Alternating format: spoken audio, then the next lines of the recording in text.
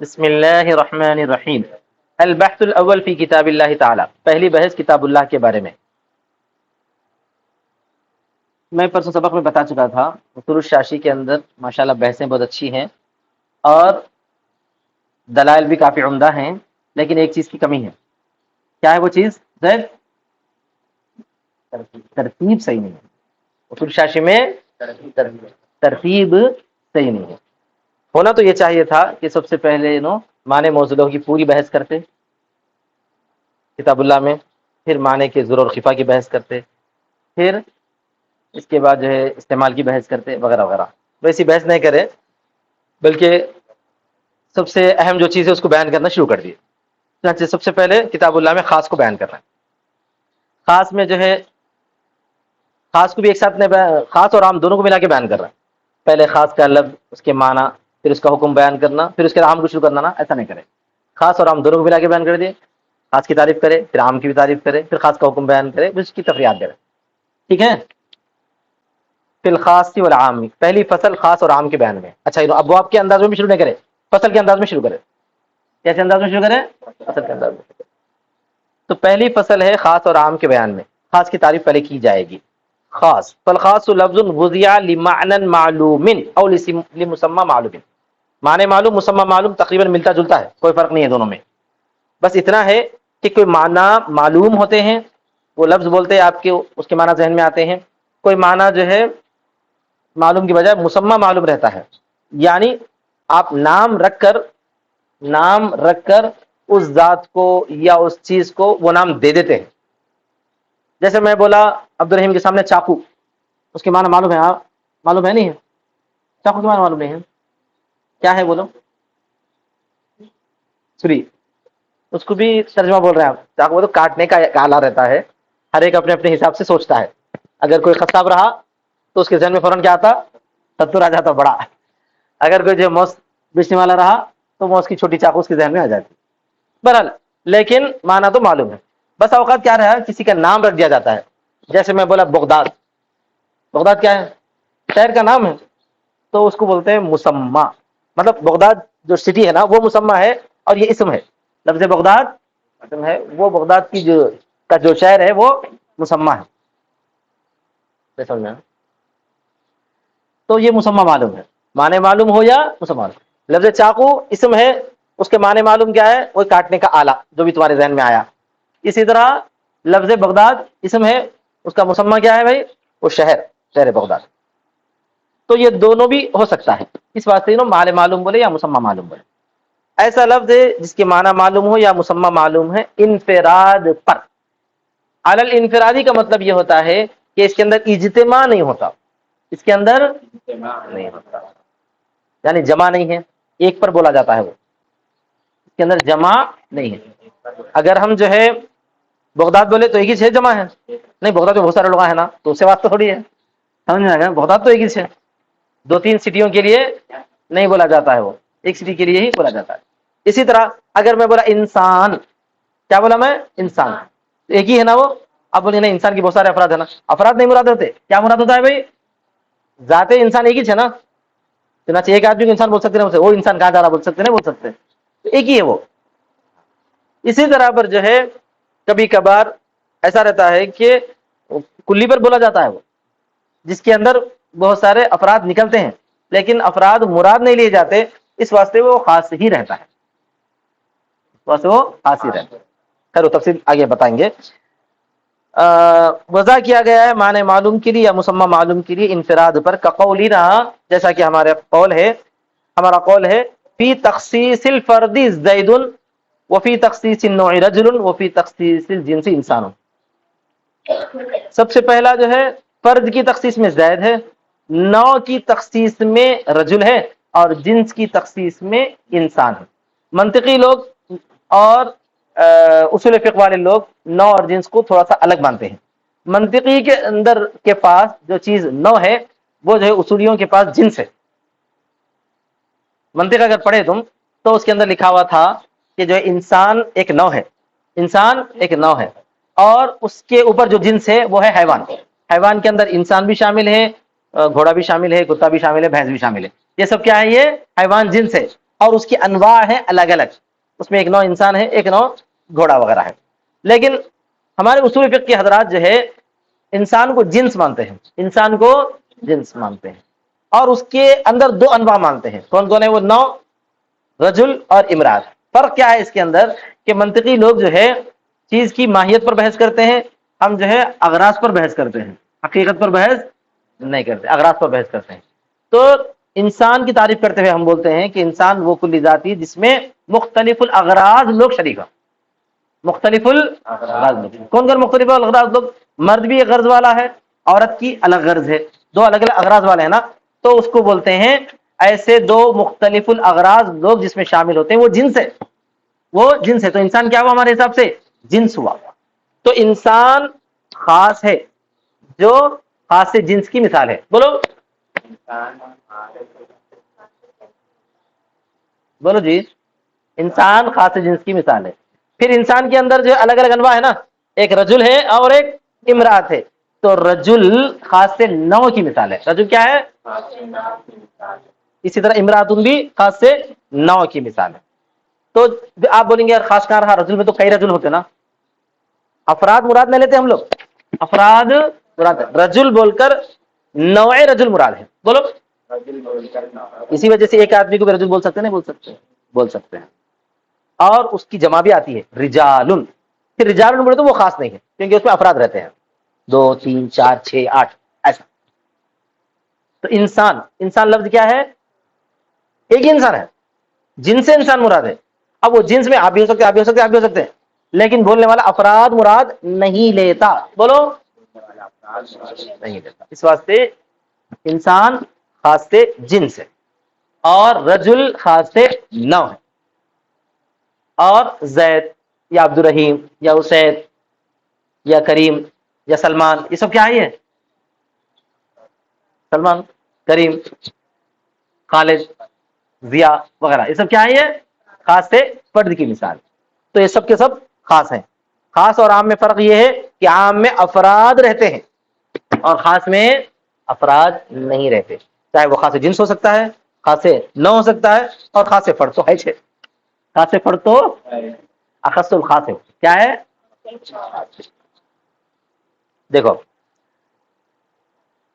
خاص وہ لفظ ہے جو معنی معلوم کے لیے وضع کیا گیا ہے یا معلوم مسمى کے لیے وضع کیا گیا. انفراد پر یہ شرط ہے، اس کو وضع کیا گیا ہے انفراد کے طور پر. وضع کیا گیا مطلب اس کا نام دے دیا گیا، رکھ دیا گیا ہے یا بولنا شروع کیا گیا ہے.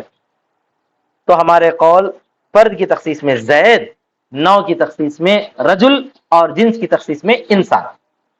والعام کل لفظ ينتظم جمعا من الافراد. اور عام ہر لفظ ہے جو افراد کے مجموعے کو شامل کرتا ہے. ترجمہ کیا کر رہا ہوں میں؟ شامل کرتا ہے جمعیت کو افراد میں سے، ایسا ترجمہ نہیں کر. کیا بول رہے ہیں؟ افراد کے مجموعے کو شامل کرتا ہے. بولو. کم سے کم 3 فرد تو رہتے اس میں، کیونکہ مجموعہ عربی اعتبار سے 3 کو رہتا ہے. 2 کو تسنیہ بولیں گے، 3 کیا بولیں گے؟ جمع بولیں گے. تو افراد کا اجتماع رہتا ہے اس میں. عام کیا ہوتا ہے؟ افراد کا مجموعہ. تو اب عام بنانے کی بہت ساری شکلیں ہیں. آپ ایک لفظ ہے نا، اسی لفظ کی جمع لا لو، عام بن جاتا ہوں. بن جاتا نہیں بن جاتا؟ جیسے رجل ہے، رجل ہم کیا کی مثال دیے تھے؟ خاص کی مثال دیے تھے. کیوں؟ ایک فرد ہے بول کے، نوع کے طور پر. بولو ایک فرد ہے بول کے، اسی کو آپ جمع بنا دو. کیا ہو گیا جمع؟ رجالن. تو کیا ہو گئی؟ وہ عام ہو گئی. اسی طرح انسان خاص ہے بولے تھے جنس کے طور پہ، اسی کی جمع بنا دو آپ. آپ بولیں اسی جمع کیا آتی؟ اناسی.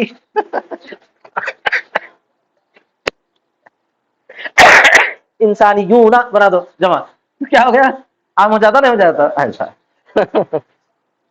تو خاص سے جنس جو رہتا ہے اس کو بھی عام بنایا جا سکتا ہے. اچھا، تو اور اسی طرح پر کیا ہوتا ہے معلوم ہے؟ خاص عام کے خاص تو الگ چیز ہے، جو ہے صرف انفراد پر دلالت کرتا ہے، اور عام کس پر دلالت کرتا ہے بھائی؟ اجتماع پر دلالت کرتا ہے.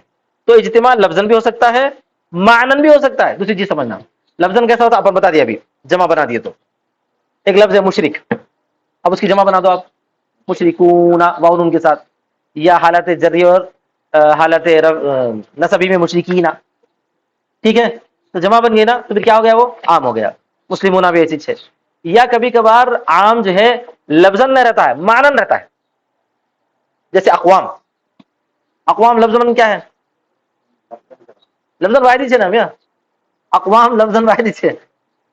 او سوری سوری سوری، اقوام نے قومن میں اقوام میں بول رہا ہوں. قومن قومن قومن لفظاً کیا ہے؟ واحد ہی سے. کیوں واحد ہے؟ اس لیے کہ قوم تو اس کی جمع آ رہی نا، قوم کی جمع اقوام آ رہی نا. تو قومن کیا ہے؟ لفظاً واحد ہے، لیکن مانن کیا ہے؟ جمع ہے نا. افراد بہت ہے اس میں. ایک آدمی کو قوم بول سکتے ہیں، او قوم کہاں جا رہا بول سکتے کیا؟ نہیں بول سکتے نا. تو مانن کیا ہے وہ؟ بولو جی. جمع. تو اس کو کیا بولیں گے؟ پھر خاص بولیں گے، عام بولیں گے؟ عام بولیں گے. تو یاد رکھنا، کیا یاد رکھنا؟ کہ عام جو ہے دو قسم سے ہو سکتا ہے. لفظ لفظ عام تو سمجھ میں آ جاتا، معنی بھی کبھی کبھار عام ہوتا ہے. وہی بتا رہا ہے. والعام کل لفظ ينتظم، میں بولا نا اصول شاشی والے ترتیب صحیح نہ رکھے، خاص کے اندر پھر عام کو فوراً تعریف کر دیے، خاص کے ساتھ ساتھ عام کی تعریف کر دیے. عام ہر لفظ ہے جو افراد کے مجموعے کو شامل کرے، یا تو لفظاً یا تو لفظاً. جیسے کہ ہمارا قول ہے مسلمون اور مشرکون، اور یا تو مانن یا تو مانن، جیسا کہ ہمارا قول ہے من اور ما. من اور ما بھی ہے. من کے معنی جو کوئی، جو کوئی شخص. ایک آدمی کو نہیں بول سکتے. من بول کے کیا مراد لینا ہے؟ عام تمام اشخاص بولے ایسا. من بولے تو یہ ذوی العقول کے لیے بولا جاتا ہے. اور ما یہ بھی تمام کے لیے آتا ہے، یہ غیر ذوی العقول کے لیے آتا ہے. ما کا مطلب جو کوئی چیزیں، جو کوئی چیزوں میں سے جو کوئی چیز ہو، وہ کیا ہے؟ ما ہے. تو من اور ما عام ہے. بولیے لفظاً ہے کہ مانن ہے؟ مانن ہے. لفظاً تو واحد ہی دکھ رہا ہو. ٹھیک ہے. اس کے بعد جو ہے اب خاص کا حکم بیان کر رہے ہیں. پہلے خاص کی تعریف کریں، پھر اس کی 3 شکلیں بیان کریں. کیا کیا شکلیں تھیں 3؟ خاص فرد، خاص نو، خاص جنس. بول میا بولو پھر سے. خاص فرد سے بولنا، ہاں خاص جنس. پھر ماں، اس کے بعد عام بیان کریں، عام کی تعریف کرے. عام وہ ہے جو افراد کے مجموعے کو شامل کرے. اس کی بھی 2 شکلیں بیان کرے، کیا ہے؟ لفظاً اور معنن. سمجھ نا؟ یہ دونوں شکلیں، اس کی قسمیں الگ آتی ہے. ٹھیک ہے. اب اس کے بعد کتاب اللہ کا حکم خاص بیان کر رہے ہیں. پڑھیں گے نا یہ؟ باقی ہے نا ابھی. وحکم الخاص من الکتاب وجوب العمل به لا محالۃ. اور کتاب اللہ کے خاص کا حکم، من الکتاب مطلب کتاب اللہ، قرآن مجید. قرآن مجید کا جو حکم خاص ہے اس کا حکم. قرآن مجید کے اندر خاص بھی ہے، عام بھی ہے، مشترک بھی ہے، مؤول بھی ہے، فلاں فلاں فلاں فلاں ہے. ٹھیک ہے نا؟ لیکن ہم کو بحث کس سے ہے فی الحال؟ خاص سے. کتاب اللہ میں جو لفظ خاص آئے گا اس کا کیا حکم ہے؟ بولو اس کا کیا حکم ہے؟ تو بولتے ہیں کہ اس کا حکم یہ ہے کہ اس پر عمل کرنا واجب ہے لازمی طور پر. لا محالہ ہو تو لازمی طور پر. وجوب العمل به لا محالۃ، اس پر عمل کا واجب ہونا ہے لازمی طور پر، لا محالہ طور پر. یعنی کتاب اللہ پہ اگر لفظ خاص آ گیا کتاب اللہ میں، تو اس میں آپ چوں چاں آئیں بائیں شائیں نہیں کر سکتے، بلکہ عمل کرنا ہی کرنا ہے اس سے جو بھی ثابت ہو رہا ہے. بولو. اگر کبھی کبھار آپ بولیں گے بھائی ایسا ہوتا ہے کتاب اللہ سے ایک چیز ثابت ہو رہی ہے کتاب اللہ کے حکم خاص سے، لیکن اس کے بالکل اپوزٹ حدیث میں آ رہا ہے، اس کے بالکل اپوزٹ حدیث میں آ رہا ہے، تو کیا کیا جائے گا؟ کیا کیا جائے گا؟ یا اسی طرح پر اس کے بالمقابل قیاس آ رہی ہے. قیاس کس کو بولتے تھے؟ قیاس ایسے جو ہے حکم کو بولا جاتا ہے کہ کتاب اللہ کے کسی مسئلے منصوص پر غور کر کے، کسی مسئلے منصوص پر غور کر کے اس کے اندر ایک علت یا دلیل تلاش کر کے وہی علت اور دلیل کسی غیر منصوص مسئلے میں نظر آئے تو وہ حکم یہاں پر لگانے کو بولتے ہیں قیاس. جیسے مثال کے طور پر کسی جانور کے بارے میں آپ کو جو ہے وہ حلال ہے یا حرام ہے شک ہے، تو آپ اس جیسے ملتے جلتے کوئی جانور کو دیکھیں گے جس کا حکم قرآن مجید میں موجود ہے اور اس کے اندر علت کو ڈھونڈیں گے، وہی علت یہاں پر بھی نظر آ رہی جو نئے جانور میں، تو وہی حکم یہاں پر لگائیں گے. اگر وہ جانور حلال ہے کتاب اللہ میں جو ذکر کیا گیا ہے تو اس کو حلال سمجھیں گے. اگر وہ کتاب اللہ میں ذکر کیا گیا جانور حرام نظر آیا تو اس کو بھی کیا بولیں گے آپ؟ حرام ہی بولیں گے. اس کو بولتے ہیں قیاس کرنا. لیکن کتاب اللہ کا ایک خاص کا حکم ہے، یہ حکم عام حالات میں دیکھے تو جو ہے ٹھیک ٹھاک نظر آ سکتا، لیکن ہم کو جو ہے قیاس کے ذریعے سمجھ میں آ رہا ہے، قیاس کے ذریعے سمجھ میں آ رہا ہے کہ ویسا نہیں ہونا چاہیے تھا، اس ویسا یعنی کتاب اللہ کا ایک خاص حکم ہے، بولو حکم ہے، وہ حکم خاص کے مقابلے میں قیاس آ رہا ہے، کیا بولیں گے اس کو؟ وہ حکم خاص کے مقابلے میں قیاس آ رہا ہے، یا اس حکم خاص کے مقابلے میں خبر واحد آ رہی ہے یعنی حدیث آ رہی ہے، یا اس حکم خاص کے مقابلے میں قیاس آ رہا ہے، تو کیا کیا جائے گا؟ تو اس وقت ہم یہ دیکھیں گے، غور کریں گے کہ ان دونوں کے درمیان برابری قائم ہو سکتی ہے کیا؟ کیا دیکھیں گے؟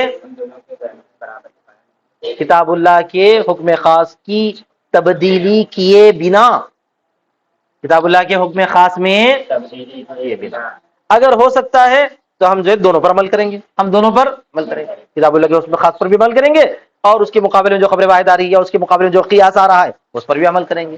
لیکن اگر ممکن نہ ہو تو کتاب اللہ کے حکم خاص پر عمل کریں گے، خبر واحد کو چھوڑ دیں گے یا قیاس کو چھوڑ دیں گے۔ فَإِنْ قَابَلَهُ، تو کتاب اللہ کا حکم خاص یہ ہے کہ اس پر عمل کرنا ضروری ہے لا محالہ، اگر اس کے مقابلے میں خبر واحد یا قیاس آ جائے، اگر اس کے مقابلے میں خبر واحد یا قیاس آ جائے۔ فَإِنْ أَمْكَنَ الْجَمْعُ بَيْنَهُمَا، اگر ممکن ہو ان دونوں کے درمیان جمع کرنا بغیر خاص کے حکم میں تبدیلی کیے کہ بدونی تغییر فی حکم الخاص، بغیر خاص کے حکم میں تبدیلی کیے کہ یعمل بہما، ان دونوں پر عمل کیا جائے گا، یعنی کتاب اللہ پر بھی عمل کیا جائے گا، اس کے مقابلے میں جو خبر واحد آ رہی ہے یا اس کے مقابلے میں جو قیاس ان دونوں پر عمل کیا جائے گا۔ شرط یہی ہے کتاب اللہ کے حکم میں کوئی تبدیلی نہیں کرنا ہے، کتاب اللہ کے حکم میں وَإِلَّا، ورنہ، یہ وَإِلَّا کا معنی کیا ہے؟ ورنہ یعمل بالکتاب، کتاب پر عمل کیا جائے گا، بول وَيُتْرَكُ مَا يُقَابِلُهُ، اور چھوڑ دیا جائے گا اس کو جو اس کے مقابلے میں آ رہا ہے۔ کیا آ رہا ہے اس کے مقابلے؟ خبر واحد آ رہی ہے، اس کو چھوڑ دیا جائے گا، یا قیاس آ رہا ہے اس کو بھی چھوڑ دیا جائے گا۔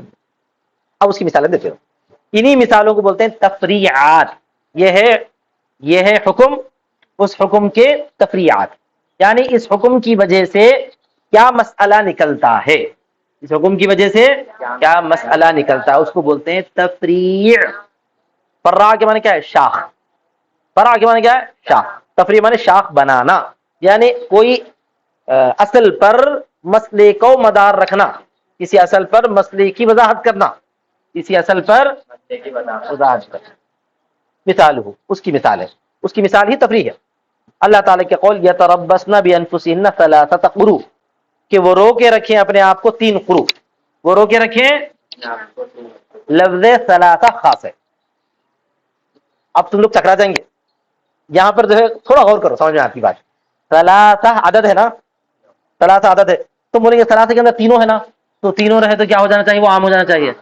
تینوں رہے تو عام ہونا ایسی بات نہیں ہے، کوئی لفظ اپنے معنی پر ہی دلالت کرے اس کو بولتے ہیں خاص، بولو۔ تو جتنے اعداد ہوتے ہیں وہ اپنے معنی پر خاص ہوتے ہیں، بولیے، سمجھ میں آ رہا نا؟ لفظ واحد اپنے معنی پر خاص ہے، لفظ عشرہ اپنے معنی پر خاص ہے، بولو۔ جیسا کہ رجل اپنے معنی پر خاص ہے، بولے نہیں بولے؟ ہم کس حیثیت سے بولے؟ اس حیثیت سے کہ وہاں پر جو ہے کیا دیکھا جاتا ہے؟ رجل کی شخصیت دیکھی جاتی ہے، اس کے افراد کی طرف دھیان نہیں کیا جاتا۔ اسی طرح عشرہ بھی جو ہے نا، لفظ عشرہ اپنے معنی پر خاص رہتا، لفظ ثلاثہ اپنے معنی پر خاص رہتا کہ اس سے ثلاثہ مراد ہے، ثلاثہ سے کم، ثلاثہ سے زیادہ مراد نہیں ہے، یہ مطلب ہے اس کا، نہیں سمجھا رہا؟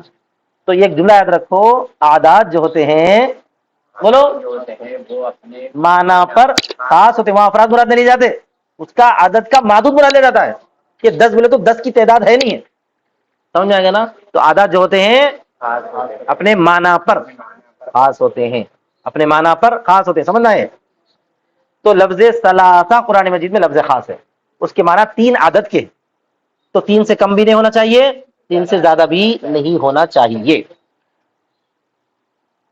اس کی مثال ہے اللہ تعالیٰ کی قول یتربصن بانفسہن ثلاثۃ قروء ہے۔ کیا ہے معلوم ہے قصہ؟ کہ جو مطلقہ عورت ہے، مطلقہ مطلب کیا ہے؟ نہیں معلوم؟ ارے تم اپنی بیوی کو طلاق دے دی تو نہ مطلقہ ہے، تو مطلقہ عورت جو ہے عدت گزارے اپنے آپ کو روکی رکھے 3 قروء فرمایا حدیث کیا فرمایا قروء قروء کے معنی کو طے کرنے میں اختلاف رائے ہوا کیوں اختلاف رائے ہوا اس لیے کہ قروء جو ہے نا لفظ خاص نہیں مشترک ہے سطور لفظ مشترک ہے قروء لفظ مشترک ہے تو عبد الرحیم بولیں گے خاص کی بحث کرتے کرتے مشترک میں کیوں گھس گئے مشترک میں نہیں گھسے مگر مشترک کو بیچ میں لانا پڑ رہا تاکہ خاص کو سمجھایا جائے وہ مشترک لفظ قروء ہے 2 معنی میں مشترک ہے وہ لفظ قروء کے ایک معنی حیض کے بھی ہیں لفظ قروء کے ایک معنی 2 حیضوں کے درمیان کی پاکی کے بھی خالی پاکی نہیں بولنا خالی پاکی ہو تو تمہارے کو پاکی ہے میرے کو پاکی ہے تو یہ کیا قروء ہے یہ نہیں قروء کون سی پاکی ہے 2 حیضوں کے درمیان کی پاکی بولو تو ظاہر سی بات ہے وہ حیض والی عورت کچھ ہو سکتا ہے ٹھیک ہے نا چھوٹی بچی کو بھی نہیں ہو سکتا اور انتہائی بوڑھی کو بھی نہیں ہو سکتا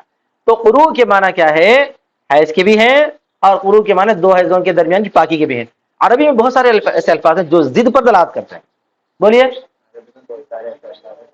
جو ضد پر دلالت کرتے ہیں یہاں پر بھی ویسی چاہیے لفظ اچھا اب یہ طے کرنے میں اختلاف ہونے کی وجہ سے ایک صحابی بیچارے امام شافعی انہوں کیا کرے معلوم ہے قروء کے معنی یہاں پہ طہر طے کر دیے اور قیاس کی وجہ سے طے کرے اور کیا کریں انہوں قیاس کیا کرے بولے تو بڑا عجیب و غریب قیاس کرے انہوں عدد اور محدود کی بحث بہت اچھا پڑے ہوئے تھے عدد اور محدود کی بحث پڑے ہوئے تھے وہ حساب سے قیاس کریں تم لوگ جو ہے عدد پڑھے 9 کے اندر 1 اور 2 کے اندر عدد اور محدود عدد کس بولتے ہیں واحد ثلاثہ واحد اثنان ثلاثہ اربعہ خمسہ یہ عدد ہے محدود کس کو بولتے ہیں اس کے بعد جس چیز کو آپ گنتے ہیں اس کو محدود بولتے ہیں جیسے ایک آدمی ہے تو آپ کیا بولیں گے رجل واحد 2 آدمی ہیں واحدانی اثنانی 3 آدمی ہیں کیا بولتے ہیں ثلاثۃ رجال کیا ہے وہ عدد کے اندر یہ ہے کہ 1 اور 2 میں بولو 1 اور 2 میں معدود اگر مذکر رہے تو عدد بھی مذکر لایا جاتا ہے معدود اگر مؤنث ہے تو عدد بھی مؤنث لایا جاتا ہے 3 سے لے کے 10 تک میں مخالف آ جاتا ہے معدود اگر مذکر ہے تو عدد مؤنث آتا ہے معدود اگر مؤنث ہے تو عدد مذکر آتا ہے اب ہم 3 آدمی بیٹھے ہوئے نا 3 مرد بیٹھے ہوئے تو کیا بولنا ثلاثۃ رجال بولنا ثلاث رجال غلط ہے پڑھے کبھی ایسا 3 عورتیں ثلاث نسوۃ 3 عورتیں ہیں تو نسوۃ یہ یاد نہیں ہے ارے تم لوگ پڑھے نہیں پڑھے نحو میں نحو پڑھ کے آؤ نہیں تو نہیں سمجھ میں آتا یہ پھر سے بولتا سنو عدد اور معدود میں 1 اور 2 کے اندر عدد اپنے معدود کے مطابق لایا جاتا ہے تذکیر و تانیث میں 1 اور 2 میں اسی طرح 11 12 میں اسی طرح 21 22 میں آخر تک ایسے ہی آخر تک لیکن 3 سے لے کے 10 تک میں عدد معدود کے مخالف آئے گا اگر معدود مذکر ہے تو عدد مؤنث لانا ہے اگر معدود مؤنث ہے تو عدد مذکر لانا ہے تو ثلاثۃ رجال اور ثلاث نسوہ سمجھ میں نا جیسے 11 رجلا 12 رجلا 13 رجلا پھر کیا ہے وہاں آیا سمجھ میں آ گیا نہیں آیا اب یہ سمجھ میں آئے گا تو پھر امام شافعی کی دلیل سمجھ میں آتی امام شافعی قیاس کیا کرے معلوم ہے قرآن مجید میں اللہ تعالیٰ ثلاثۃ قروء بولا کیا بولا ثلاثۃ کا مطلب یہ کہ وہ کیا استعمال کیا گیا ہے مؤنث استعمال کیا ہے تو اس کا معدود کیا رہیں گا مذکر رہیں گا کیونکہ مذکر کے مقابلے میں مؤنث آنا نا تو قروء کیا رہنا یہاں پہ مذکر رہنا دلیل کا انداز سمجھو قروء کیا رہنا مذکر رہنا مذکر کون ہوتا ہے پاکی ہوتی ہے حیض ہوتا ہے حیض تو مؤنث ہے کیونکہ مؤنث کو آتا ہے حیض تو کیا ہوتا ہے مؤنث کو آتا ہے مؤنث اب ان سے کوئی پوچھا جائے کہ مؤنث کو جتنی چیزیں لگی سب مؤنث ہے کیا مؤنث کو جتنی چیزیں رہتی ہیں ایسا تو نہیں ہے نا پھر مگر خیر انہوں دلیل تو وہی دیے چونکہ حیض مؤنث ہے اس لیے مؤنث ہے تو لہذا مؤنث کے لیے عدد مؤنث نہیں لا سکتے تو وہاں پر کیا ترجمہ کرنا پڑیں گا ہم کو قروء کے معنی طہر تو طہر چونکہ مذکر ہے کیونکہ طہر مؤنث بھی ہو سکتا ہے مذکر بھی ہو سکتا ہے لہذا طہر مذکر ہے تو وہ مذکر ہونے کی وجہ سے یہاں پر اس کا عدد کیا لایا گیا مؤنث لایا گیا ہے اسی وجہ سے ثلاثۃ قروء کا ترجمہ ثلاثۃ اطہار کیا ترجمہ کرے انہوں قیاس کرے شاندار قیاس ہے ہم بولتے ہیں جناب علی یہ قیاس جو ہے، یہ قیاس اس لیے غلط ہے کہ قرآن مجید کے مقابلے میں آ رہا ہے. قرآن مجید کے اور مقابلہ کیا ہے؟ قرآن مجید میں اللہ تعالیٰ نے لفظ ثلاثہ استعمال فرمایا. ثلاثہ، ثلاثہ کے معنی کیا ہے؟ تین عدد. ثلاثہ کے معنی کیا ہے؟ تین عدد. کم زیادہ نہیں ہونا، کم زیادہ نہیں ہونا. اگر کم ہوا تو بھی غلط، زیادہ ہوا تو بھی غلط. اب آؤ بحث میں. امام شافعی رحمۃ اللہ علیہ نے جو ہے ثلاثہ اطہار بولے نا، اور عبد الرحیم اپنی بیوی کو طلاق دیں گا تو کب دیں گا بھائی؟ طہر میں دیں گا. وہ تو مانتے ہیں، انہوں بھی مانتے ہیں، اپن بھی مانتے ہیں. حیض میں طلاق نہیں دینے کا ہے، حیض میں طلاق نہیں دینے کا ہے. غور سے سنو، اگر طہر میں طلاق دیا تو پھر دو حال سے خالی نہیں. جس طہر میں آپ طلاق دیں گے، انہوں طہر مان لیے نا، جس طہر میں آپ اپنی بیوی کو طلاق دیے وہ طہر عدت میں شامل ہے یا نہیں ہے؟ وہ طہر، اگر وہ طہر کو عدت میں شامل مان لیا جائے تو وہ طہر ایک طہر بولتے ہیں انہوں. اس کے بعد حیض آئیں گا، اس کے بعد اور ایک طہر آئیں گا، دو طہر ہو گئے. اس کے بعد حیض آئیں گا، اس کے بعد طہر آئیں گا. کتنے ہو گئے؟ تین طہر. تو ہم ان سے یہ سوال کرتے ہیں کہ بعد کے دو طہر تو پورے پورے ہو رہے ہیں، بعد کے دو طہر تو، لیکن جس طہر میں طلاق دیا جائے وہ پورا کیسے ہو سکتا؟ کیونکہ ایسا تو نہیں ہو سکتا کہ ادھر حیض کا قطرہ ختم ہوتے عبد الرحیم اپنی بیوی کو طلاق دیا ہوگا، ایسا تو ممکن نہیں ہے نا. حیض ختم ہونے کے بعد تھوڑا وقت گزریں گا، اس کے بعد طلاق دی جائے گی. تو یہ پہلا طہر پورا نہیں ہوا. بولو، پورے دو طہر ہو گئے. یہ پہلا جو طہر ہے اس کو تیسرا طہر بولتے ہیں. تیسرے طہر کا بعض حصہ آیا نا. تین طہر پورے نئے ہوں گے. ارے سمجھ رہا؟ تین طہر پورے نہیں ہوں گے بلکہ دو طہر ہوں گے، اور تیسرے طہر کا کچھ حصہ کم ہو جائیں گا. تو پونے تین طہر کو تین طہر بولنا غلط ہے. یہ کیوں ہو رہا ہے؟ اس لیے ہو رہا ہے کہ آپ ثلاثت قروء کے معنی ثلاثت اطہار لیے ہیں. اگر اطہار کے بجائے آپ قروء لے کر دیکھو، اطہار کے بجائے قروء کو حیض معنی لے کر دیکھو تو جو ہے آرام سے تین حیض پورے ہو جاتے ہیں. ثلاثہ کے معنی میں کوئی کمی بیشی نہیں ہوتی. کیسے؟ عبد الرحیم اپنی بیوی کو طلاق کب دیتا؟ طہر میں. اس کے بعد جو ہے یہ طہر تو شمار نہیں ہے، اس کے بعد حیض آتا، ایک حیض، اس کے بعد حیض آتا، دو حیض، اس کے بعد حیض آتا، تین حیض. آرام سے تین حیض آ جاتے ہیں. ایک حیض کی بھی، ایک قطرے کی بھی کمی نہیں ہوتی. لہذا لفظ ثلاثہ چونکہ خاص ہے، اس کے مقابلے میں آپ نحوی قیاس کر کے یہ بتائے، نحوی قیاس کر کے یہ بتائے کہ قروء کے معنی طہر طے کرو تاکہ وہ عدد اور معدود کا قصہ صحیح بیٹھے، عدد اور معدود کا قصہ صحیح بیٹھے. تو ہم جواب یہ دیے کہ اس نحوی قیاس کرنے کی وجہ سے ثلاثہ کے معنی میں کمی ہو رہی ہے. بولو، کی وجہ سے لہذا قروء لے لو تاکہ ثلاثہ کے معنی میں کوئی کمی پیش نہ آئے. تو خاص کا جو حکم کتاب اللہ موجود ہے اس میں اگر وہ اس کے مقابلے میں قیاس آ جائے تو اس قیاس کو چھوڑ دیا جائے گا. آیا سمجھ میں؟ ترجمہ دیکھو، جلدی ترجمہ دیکھو. اگر اس کے مقابلے میں خبر واحد یا قیاس آئے تو اگر ممکن ہو جمع کرنا ان دونوں کے درمیان بغیر تبدیل کیے حکم خاص میں تو عمل کیا جائے گا ان دونوں پر، ورنہ چھوڑ دیا جائے گا کتاب اللہ کو، اور عمل کیا جائے گا کتاب اللہ پر اور چھوڑ دیا جائے گا اس کو جو اس کے مقابلے میں ہے.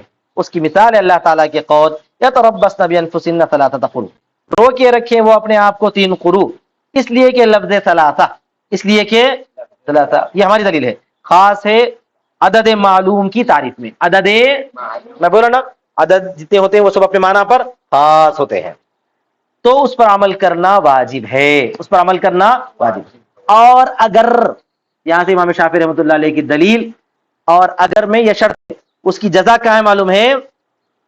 اس کی جزا ہے لزیمہ. ایک دو تیسری لائن کے بعد لزیمہ، اگر شرط ہے اور اس کی جزا ہے لزیمہ. اگر سے ان کی دلیل بیان کریں گے اور ان کی دلیل کو توڑیں گے لزیمہ سے، ان کی دلیل کو توڑیں گے لزیمہ سے.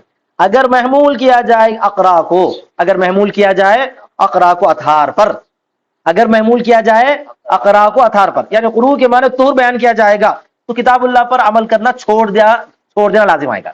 کیا ہے جواب؟ کتاب اللہ پر عمل کرنا چھوڑ دینا لازم آئے گا، جیسا کہ اس کی طرف گئے ہیں شافعی، جیسا کہ شافعی. اس اعتبار سے کہ یہ دلیل دے رہے ہوں امام شافعی کی، اس اعتبار سے کہ طہر مذکر ہے، اس اعتبار سے کہ نہ کہ حیض، نہ کہ حیض، اور کتاب اللہ وارد ہوا ہے جمع